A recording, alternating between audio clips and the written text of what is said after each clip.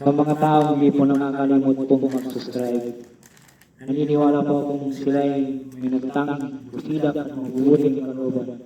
Saan man kayo naroon sa iba't ibang sulok ng mundo, sana kayo ay palaging malakas, malayo sa sakit araw-araw. Pagpalang umaga, tanghali, hapon o gabi sa inyo lahat. At sa mga tao hindi po nakakalimot pong mag-subscribe, maraming salamat po sa inyong lahat. Sana huwag po kayong magsawang mag-subscribe sa akin. Ipagpatuloy niyo po lamang ang pagsuporta at pagtulong po sa akin. At tatanungin ko pong malaking utang na loob sa inyo lahat. At Diyos na po ang bahalang maggagabay sa inyong lahat. At sa mga baguhan na ngayon lamang po nakatuklas ng aking YouTube channel, Liwanag ng Pangasinan, huwag na po kayo magpatuloy pindutin ang subscribe, like, and share at pag-pindot na rin po ang bell icon para palagi po kayong updated sa aking mga susunod na mga video. Pagkakalog po ito, turo ko po sa inyong lahat ang aking mga nalalaman sa panggamot sa spiritual at physical na karamdaman. At lahat ng mga panggamot ng mga orasyon at dito po lamang tutuklasan sa Liwanag ng Pangasinan. Pagtandaan po lamang at pakiingatan mo lamang, gamitin mo lamang sa kabutihan, huwag sa kasamaan. Gamitin upang makatulong sa mga tao na nangangailangan at huwag pong ipaglabang. At palagi po ninyong sa puso, isipan, panatiling, magpakumbaba sa isa't isa, magtulungan, magbigayan, at higit sa lahat, magmahalan. At huwag pong makalimot pong tumulong sa mga taong hihinga po sa hirap ng buhay. At ito'y malaking kayamanan sa langit sa pagtulong sa kapwa. At hindi matutungkulan sino man. Kaya ang Diyos na po ang bahalang magsusukli sa lahat mong ginagawang kabutihan. At ipagkakalog sa inyong lahat ang siksik, diglig at umapaw ng pagmamahal ng ating Diyos ang makapangyarihan sa lahat. Ang isisiri po sa inyo ngayon ay orasyon ni Jesucristo na hindi kikibo ang mga Hudyo. Ito po ay pakiingatan po, baka mamaya gawin niyo po sa iba. Napakabisa pong orasyon na ito. Ito po ay ginagamit po lang sa kabutihan o sa kasamaan. Narito po ang orasyon sa Kristo. Basta ang aking may pinabagi po dito ay huwag niyo po gamitin sa kasamaan. Puro gamitin po niyo lang para makatulong sa tao na nangangailangan. Yan po ang orasyon. Orasyon ni si Kristo na hindi kikibo ang mga Hudyo. Hawakan ang Pangasinan. Sana gamitin po niyo sa samalan po ito. Ito po yung inuusap sa isip at ipo sa mga kalaban o kaaway at iyak na hindi kikibo ang kaaway. Pwede ito gamitin kung ikaw ay nasa husgado at may kalaban ka sa kaso. Ito ay ginagamit sa lipitan lamang po ito. Narito po ang orasyon ni Jesucristo na hindi kikibo ang mga Hudyo. Napakabisa po ito. Sana po pakiingatan lamang po at share nyo sa iba.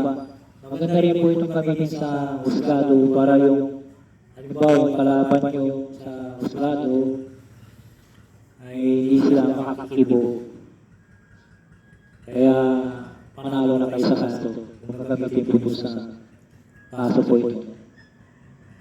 Basta i-focus lamang po kayo sa inyong ginagawa, iwala po sa ginagawa po ninyo.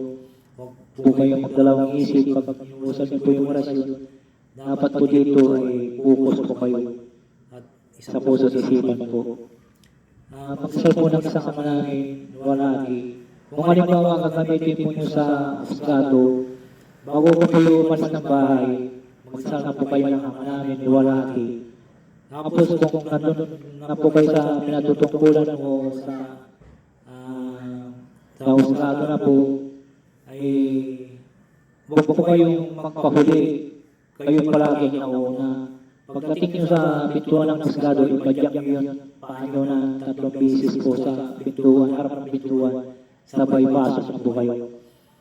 Huwag po kayong paunahan sa kalaban nyo para sigurado po kayo. At sa pagdebate niyo po sa loob ng husgado, pag tinawag na po yung kaaway niyo sa husgado, hindi po siya iibig, hindi siya makaimik. Lahat po sila, pati kasama nila, kasama niya, hindi siya makaimik.